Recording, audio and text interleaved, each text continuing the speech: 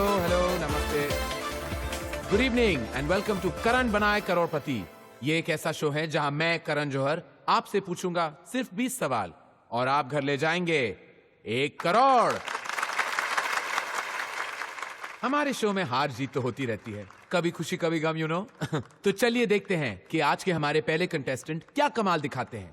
Let's see if he lives up to his name and gives us some rocking action tonight. Let me tell you, इनका नाम सुनते ही आप चौंकने वाले हैं। Please welcome Mumbai से the one and only, none other than Akshay Kumar. Akshay Kumar, सच में?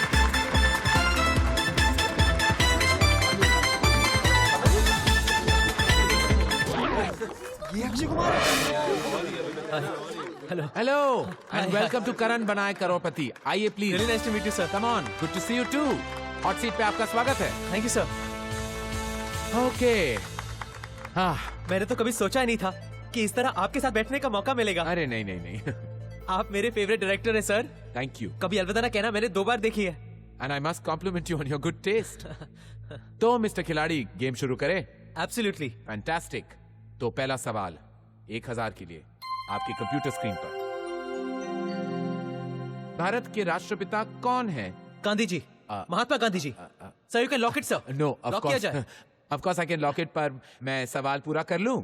या भारत के राष्ट्रपिता कौन है ये तो हम सभी जानते हैं, पर साबरमती आश्रम में उनका जो रसोइया था उसका नाम क्या था? आपके 4 ऑप्शंस आपके कंप्यूटर स्क्रीन पर। ए, हितेन भाई शाह, बी, प्रवीण भाई पटेल, सी, चुंग पा, या D, none of the above, यानी इनमें से कोई नहीं।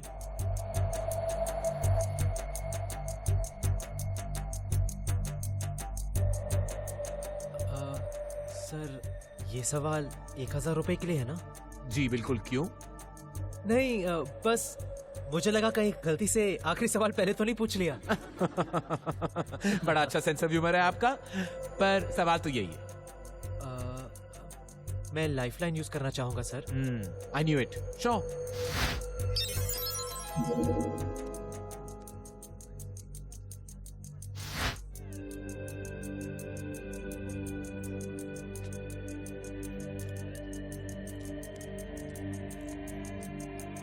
Excuse me Akshay ji, if you don't mind, पिछले 1 घंटे से आप पहले सवाल पे अटके हुए हैं। सारी लाइफलाइंस भी यूज कर ली आपने। भगवान के लिए आप एक ऑप्शन लॉक कर लीजिए प्लीज प्लीज। ए, हितेन भाई शाह, या D, none of the above. I beg of you. ठीक है, A, Hiten bhai Shah. Thank God. Computer ji जल्दी ए, हितेन भाई शाह को इमीडिएटली लॉक कर दीजिए आप।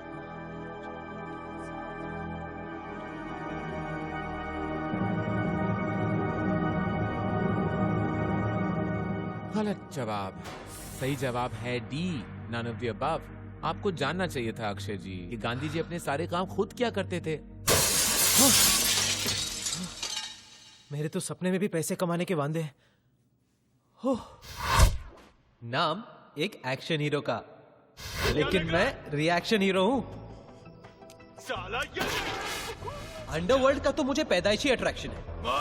मैं खुद तो हूँ फट्टू नंबर 1, लेकिन कॉलेज के टाइम से ही भाई लोगों के साथ उठना बैठना, फुकट का शाइनिंग करना और उनकी खबरें जमा करना मेरा पैशन था। वही पैशन आज भी फैशन में है, लेकिन मेरी नौकरी बनकर एक ऐसी नौकरी जहाँ पर्सनालिटी में दहशत हो ना हो, आवाज में दहशत जरूर होनी चाहिए। और इस तरह एनकाउंटर स्पेशलिस्ट चावले ने चिकना अयूब को बीच सड़क पे गोलियों से भून दिया, और ये मुमकिन हुआ आप जैसे सतर्क दर्शकों की वजह से। So remember, together we can and we will make a difference. इसीलिए कहता हूँ, अगर चैन से सोना है तो जाग जाइए। मैं हूँ अक्षय कुमार और आप देख रहे हैं खलबली। Correct, okay. अरे यार, अभी तू जरा साइड में आना, तेरे से अर्जेंट बात करनी है। आजा। अरे यार, वो मेरे पैसे का कुछ जुगाड़ हुआ क्या? डिफिकल्ट है यार, अमाउंट बड़ा है ना, सामने वाला गारंटी मांग रहा है। वैसे तुझे इतने पैसों की जरूरत? रवि, इट्स पर्सनल यार। कूल। अंडरवर्ल्ड ने मुझे नौकरी नहीं, छोकरी भी दी है।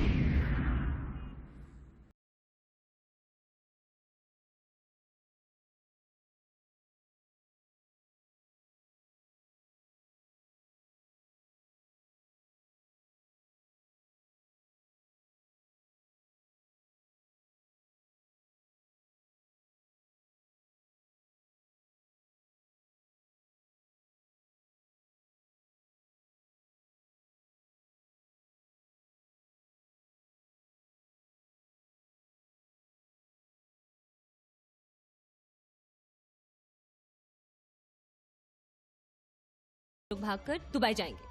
पैसों का कुछ अरेंजमेंट हुआ? डोंट वरी बेब्स, समझो हो ही गया है, सिर्फ हाथ में आना बाकी है। What are you saying? मतलब विदिन अ वीक हम लोग दुबई में होंगे? You don't know how long I've been waiting for this, Aki. Finally वो दिन आ गया। मैं अंडरवर्ल्ड से रियल वर्ल्ड में आ रही हूँ। And it's all because of you. I love you. So you see, this is my story. इस crime reporter को प्यार भी हुआ तो एक डॉन की बहन से, और इसीलिए आज मुझे पैसों की फटे तक जरूरत है। वैसे किसे नहीं होती, मेरे एक दोस्त को भी है। I called him the dude.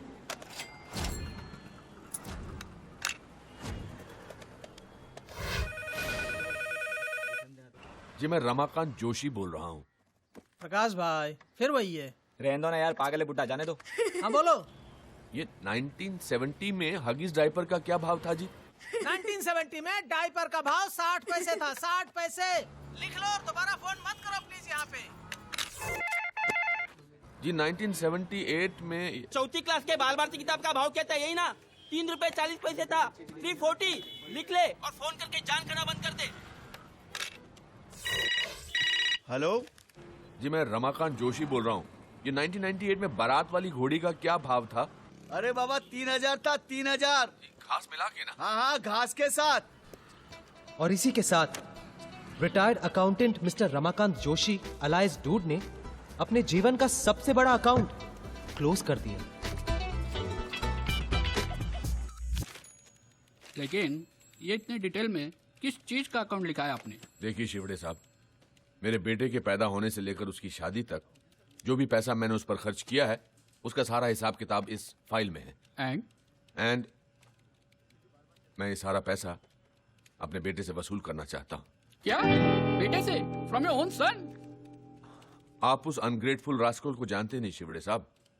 मेरा बेटा पुरुषोत्तम टीवी के डेली सोप की तरह है, हर दिन दुख दर्द और तकलीफ की गारंटी। जायदाद के लिए बेटे ने बाप का कत्ल किया। हेलो पापा। हाँ बाबा, मैं क्या सोच रहा था, आपके पास खाली वक्त रहता है तो मेरे साइड पे मेरे काम में हाथ क्यों नहीं बटाते हैं? मैन पावर भी कम है, आपका वक्त भी कटेगा और मुझे भी आपका एडवाइस मिलता रहेगा। कोई तो होना चाहिए जो मालिक की भी गलतियां निकाले। इसलिए मैं साइड से जोगलेकर का फोन है, कह रहा है वॉचमैन नहीं आया। हाँ मालूम है मुझे, उसे कह दो मालूम है मुझे। अच्छा इसलिए तो मैं बाबा को कन्विंस। हेलो, वो आपको फोन करेंगे। सिविल इंजीनियर बनाया हरामखोर, आज अपनी खुद की बिल्डिंग बांध रहा है लेकिन बाप के लिए दिल में 1 स्क्वायर फीट जगह नहीं है। बेटे की पढ़ाई में कोई कमी न रह जाए इसीलिए उसकी माँ का इलाज एक प्राइवेट अस्पताल में नहीं करवाया मैंने। अब बेटा कमाने लगा तो बाप बोझ बन गया उसके लिए। देखिए Joshi ji, I can understand your feelings but I am sorry, हम इस बेसिस पे कोई केस ही नहीं कर सकते क्योंकि ऐसा कोई लॉ ही नहीं है जिसे। क्यों नहीं ऐसा कोई लॉ? अरे जब मरने के बाद बाप की जायदाद पर बेटे का हक होता है तो जीते जी बेटे की कमाई पर बाप का हक क्यों नहीं हो सकता? 35 साल अकाउंटेंट रहा हूं शिवड़े साहब, 35 साल। चाहे कुछ भी हो जाए, मेरे इस दुनिया से डेबिट होने से पहले मैं अपना पूरा क्रेडिट पुरुषोत्तम जोशी से वसूल करके ही रहूंगा, और वो भी सूद समेत। केस नहीं बन सकता। रिश्वतखोर वकील। वो अकाउंटेंट प्रधान आज भी अकेले ही बड़बड़ा रहा है। कैसा है तू? अरे मेरी तो लाइफ मेंबरशिप है यहाँ, वही चाल का प्रॉब्लम। कभी फुर्सत में बैठेंगे तो डेवलपमेंट बताता है और साथ में 2-3 पैक टकाटक चाय भी मारते हैं। क्यों? चाय सोमरस बंद कर दिया क्या? कुछ दिन के लिए। वैसे तो यहाँ मतलब पुरुषोत्तम का अकाउंट क्लियर हो गया लगता है। हाँ लेकिन वकील कहता है कि केस नहीं बनेगा। अरे ये लॉयर्स 1 नंबर के लायस होते हैं, तू फिक्र मत कर यार, कुछ ना कुछ हम करेंगे। अब डूड की प्रॉब्लम तो सिर्फ अपने बेटे से थी, लेकिन लंबोदर की जिंदगी से थी। ऐसा लगता जैसे 2-2 बच्चों को छोड़ने आती है। क्या बोला आपने? अरे रुको, तमाशा मत करो, सब लोग देख रहे हैं हमारी तरफ। मम्मी, मैंने कहा था ना पापा को मत लेकर आओ। दो इधर। रुको आगे लेके रुको, दूसरों पर गुस्सा करने से पहले जरा खुद की तरफ देखो। किसे ऐसी नहीं आएगी? आजकल तो आयुष को भी शर्म आती है आपकी।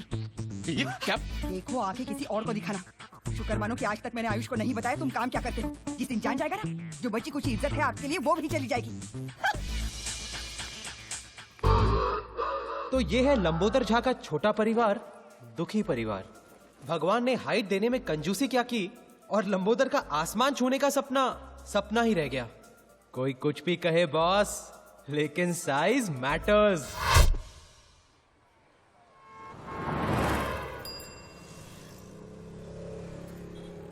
हेलो यू सब ठीक है ना? कैसे हो भाई? क्या कहा तुमने? अरे नहीं, वो बस यूं ही आप रोज की तरह लाइन में खड़े होते हैं, इसलिए मैंने आपको हाई कह तो दिया। इतने सारे लोग लाइन में खड़े हैं, इनको क्यों नहीं स्माइल किया, क्यों नहीं हाई किया? नहीं बस अरे क्या कर रहे हैं? अपने कम कद के फ्रस्ट्रेशन ने लंबोदर को कुछ ज्यादा ही अग्रेसिव बना दिया, और स्पेशली लंबे लोगों को देखकर तो उसका दिमाग कुछ ज्यादा ही खराब हो जाता। लेकिन लंबोदर की लड़ाई सिर्फ ऊंचे कद वालों से ही नहीं थी, अपनी किस्मत से भी थी। देखिए मिस्टर झा जी, मैंने आपकी कुंडली देखी है। हाँ। बाकी तो सब ठीक है, लेकिन अगर आपको आपके जीवन में कुछ परिवर्तन लाना जी है जी जी तो आपको आपके सरनेम का अंत में अक्षर जोड़ना होगा। जी जी जी। झा के बाद हाँ। झा के बाद हाँ।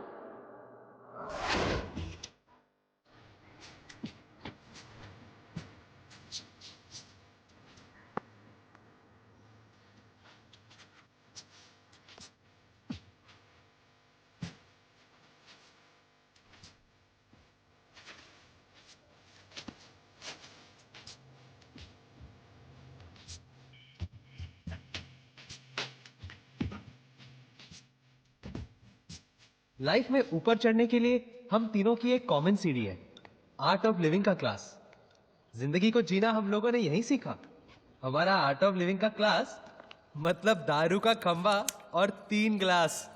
जिंदगी जीने का इससे सही तरीका और क्या हो सकता है? ये ले भाई, कभी तो हाथ धोया कर। माँ बाप ने इतना भी नहीं सिखाया? सिखाया ना कि बेटा लंबोदर, हाथ पे सुसु नहीं करनी चाहिए। अरे फुल पैक किया डूड, फुल पैक किया। हाथ नहीं धोया तो तुम्हारे हाथ नहीं, तो कहने लगा कि आपको आपके सरनेम के अंत में अक्षर जोड़ना चाहिए। क्या? जाके बाद जाके बाद तो लंबोदर, अगर तेरा नाम फाइनल हो गया है तो नए नाम से बुलाए। जोक था यार। वो कहते हैं ना, क्या करेगा पांडु जब किस्मत ही है खराब खराब। साला किस्मत बदलने के लिए इज्जत गंवानी पड़ेगी। वो गायत्री भी बार बार धमकाती रहती है कि बेटे को बता देगी मैं क्या काम करता हूँ। इस औरत से शादी करके ना, रक्की, तुम ये गलती रिपीट मत करना। एक ऐसी औरत ढूंढ जो तुझसे प्यार करे, एक ऐसी औरत जो तेरी सेवा करे, और एक ऐसी औरत जो तेरे लिए खुद कमा कर लाए। हाँ डूड, बस इतना ख्याल रखना पड़ेगा कि तीनों औरतें कभी आपस में ना मिले। अच्छा था। वो कुछ पैसे वैसे का जुगाड़ हो जाए तो ये नौकरी वोकरी छोड़ के बिजनेस शुरू करूंगा। अपनी भी वही स्टोरी है ब्रदर, नोट चाहिए नोट। जिस दिन जुगाड़ हो गया ना, नेक्स्ट डे प्रिया के साथ टेक ऑफ। डूड, बहुत लाउड हो रहा है। हाँ? ये लाउड है? ये लाउड नहीं है। लाउड जानता है क्या है? लेटेस्ट। मेरे बेटे ने मुझे चौकीदार की नौकरी ऑफर की है। ये लाउड है साला, ये लाउड है। डूड, ये पुरुषोत्तम का नाटक आजकल बहुत बढ़ गया है। एक चाबुक आइडिया आ रहा है मेरे दिमाग में। एक दिन ना मजबूत बजाते हैं उसकी। एक दिन क्यों, कल ही कान के नीचे देता हूँ। बहुत दिन हो गए वैसे यहाँ साफ किए हुए। कान के नीचे तू लंबोदर, तू, मुझे नहीं लगता तेरा हाथ उसके कान तक पहुंचेगा। अच्छा था दोस्तों, अच्छा था। बट सीरियसली डूड, इस पुरुषोत्तम का कुछ ना कुछ तो करना पड़ेगा। ए, जाके बाद वो बॉटल देना उधर से। ये भी अच्छा था, अच्छा था।